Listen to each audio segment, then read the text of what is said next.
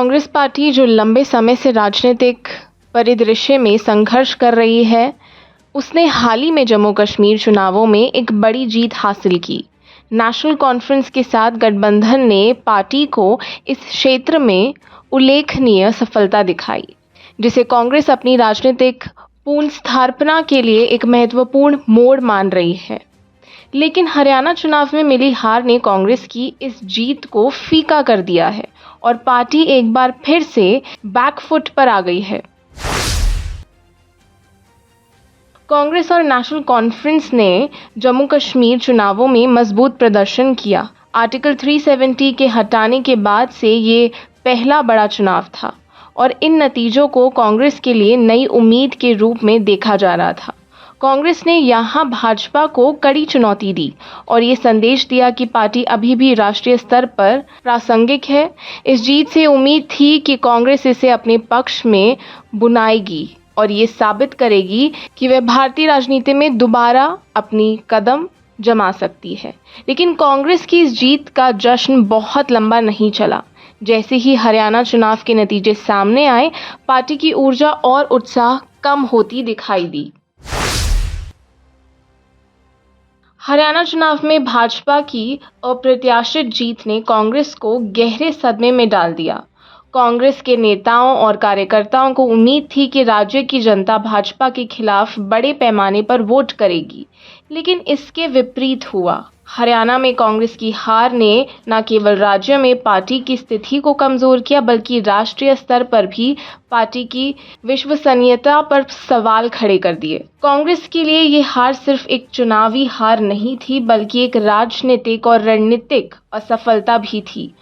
कांग्रेस ने हरियाणा चुनाव में बड़े पैमाने पर संसाधन लगाए थे, लेकिन वह मतदाताओं के दिलों को जीतने की विफल रही। इस हार के बाद पार्टी को ये सोचने पर मजबूर होना पड़ा कि वह क्यों अपने संदेश को जनता तक नहीं पहुंचा पा रही है।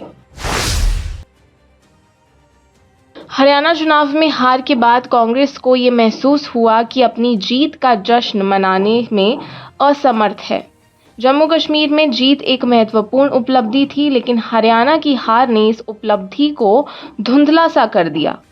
कांग्रेस की सबसे बड़ी चुनौती ये है कि वह अपनी जीत को जनता के बीच सही तरीके से पेश करने में असफल रही। पार्टी का संचार तंत्र कमजोर प्रतीत होता है और ये जनता के बीच अपने काम को सही ढंग से प्रदर्शित करने में असमर्थ है। हरियाणा में हार के बाद कांग्रेस के नेताओं और कार्यकर्ताओं का मनोबल गिर गया। पार्टी की अंदरूनी राजनीति और संगठनात्मक ढांचा कमजोर हो गया। हरियाणा में पार्टी की पराजय का प्रमुख कारण बना। ऐसे में जम्मू कश्मीर की जीत को सही तरीके से प्रदर्शित करना और जश्न मनाना मुश्किल हो गया। सही तरीके से प्रदर्शित करना और जश्न मनाना मुश्किल इसलिए भी हुआ कि कांग्रेस पार्टी की सबसे बड़ी कमजोरी उसकी संचार रणनीति है। पार्टी जीत के बाद भी अपना संदेश जनता तक पहुंचाने में नाकाम रही। जम्मू कश्मीर की जीत को कांग्रेस एक राष्ट्रीय उपलब्धि के रूप में पेश करने में विफल रही। इसके विपरीत भाजपा की संचार रणनीति मजबूत है, जो हर जीत को बड़ी उपलब्धि के रूप में दिखाने में सफल रहती है। क्षेत्रीय और राष्ट्रीय मुद्दों का टकराव।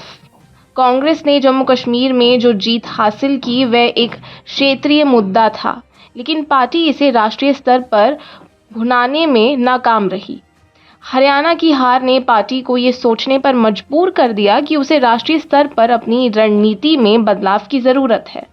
कांग्रेस की जीत को मीडिया में वह कवरेज नहीं मिला जो मिलना चाहिए था, जबकि भाजपा अपने किसी भी छोटे से छोटे उपलब्धि को बड़े मीडिया कवरेज के रूप में पेश करने में सक्षम है। कांग्रेस इस मामले में पिछड़ रही है। कांग्रेस को अपनी संचार रणनीति में बड़ा बदलाव करना होगा। पार्टी को अपने नेताओं और प्रवक्ताओं को मजबूत बनाना होगा ताकि वे पार्टी की जीत को सही तरीके से जनता के बीच में पेश कर सकें। इसके अलावा कांग्रेस को सोशल मीडिया और अन्य संचार माध्यमों का इस्तेमाल करना होगा सही ढंग से। हरियाणा जैसे राज्यों में कांग्रेस को अपने संगठनात्मक ढांचे को मजबूत करना होगा। पार्टी को ग्रास रूट लेवल पर काम करना होगा और कार्यकर्ताओं को मोटिवेट करना होगा। जम्मू कश्मीर की जीत से कांग्रेस ने ये साबित किया कि वे स्थानीय मुद्दों पर पकड़ बना सकती है। अब कांग्रेस को अन्य राज्यों में भी इस तरह की रणनीति अपनानी चाहिए।